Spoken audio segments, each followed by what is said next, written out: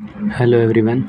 आज हम पढ़ने जा रहे हैं पंचायती राज अधिनियम 1994 में बनाए गए अध्याय व उनके प्रमुख अनुच्छेद या धाराएं। ये हम पढ़ने जा रहे हैं, इनको हम शॉर्ट ट्रिक्स के माध्यम से समझेंगे। तो पहला है 243 ए। तो ए में आपको याद रखना है ग्राम सभा। जब हम ग्राम सभा बना लेंगे तो हम वॉलीबॉल खेलेंगे। तो वॉलीबॉल खेलने के लिए हमें क्या करना पड़ेगा? पहले पंचायतों का गठन करना पड़ेगा।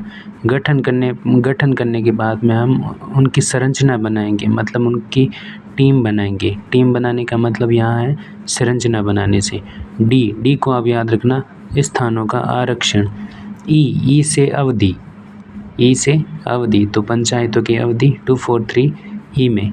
और 243 एफ सदस्यों के लिए निर्भरताएं, मतलब जो ये निर्भरताएं या जिन योग्यताएं जो सदस्य जिन योग्यताओं के लिए योग्य नहीं होगा उनको हम फेल कर देंगे। एफ से फेल याद रखना है कि इन चीज़ों में अगर ये सदस्य इन योग्यताओं पे खरा नहीं उतर है तब हम उसको फेल कर देंगे, या उसके लिए निर्भरताएं इसमें दी गई है।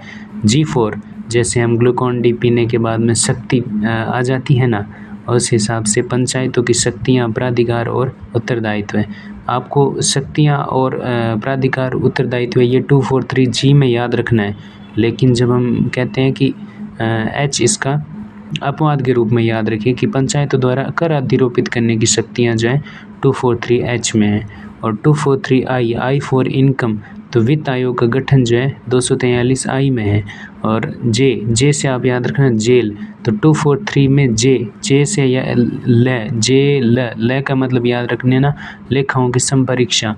243 के मतलब याद रखना पंचायतों के लिए निर्वाचन। अब इनके कभी कभी निर्वाचन के से याद रख लेना, कभी कभी निर्वाचन, कभी कभी से मतलब 5 वर्षों में होते हैं, लेकिन आप याद रख लेना कभी कभी निर्वाचन।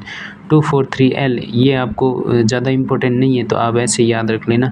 ज़्यादा इम्पोर्टेंट है इनमें 243 एल एम एन इतने इम्पोर्टेंट नहीं है, लेकिन 243 ओ इम्पोर्टेंट है। निर्वाचन संबंधी मामलों में न्यायालयों के हस्तक्षेप का वर्जन। तो 243 ओ माने जीरो इंटरप्शन न्यायालय का, जीरो ओ से याद रख लेना जीरो इंटरप्शन किसका? हाई कोर्ट का। Thank you very much.